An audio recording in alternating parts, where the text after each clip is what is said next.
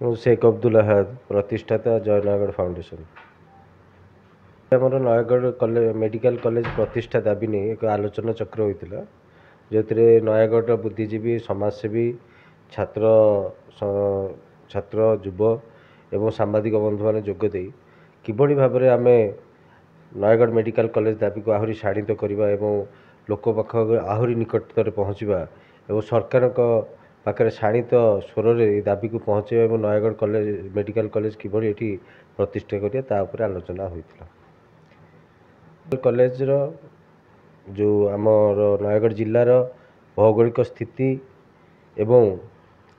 जो जगार जो स्थान में नयगढ़ मेडिकल कॉलेज कले पूरा नयगढ़ जिला से लाभवान हो पारे नयगढ़ जिलार 10.5 लाख साधारण जनता लाभवान हो पारे से उपरे सरकार दृष्टि दे नयगढ़ मेडिकल कॉलेज प्रतिष्ठा करने नहीं आम दाबी रखीचु। यही नयगढ़ मेडिकल कॉलेज रो जो दाबी अच्छी आमर जिला छात्र कांग्रेस सभापति एवं बार एसोसिएशन विभिन्न पदवी लोक एवं विभिन्न प्रकार समाजसेवी साहित्यिक समस्ते आज पूर्ण समर्थन देते एवं आगामी दिन में आगामी 3 तारिख दिन आउ एक सभा करने चिंता कर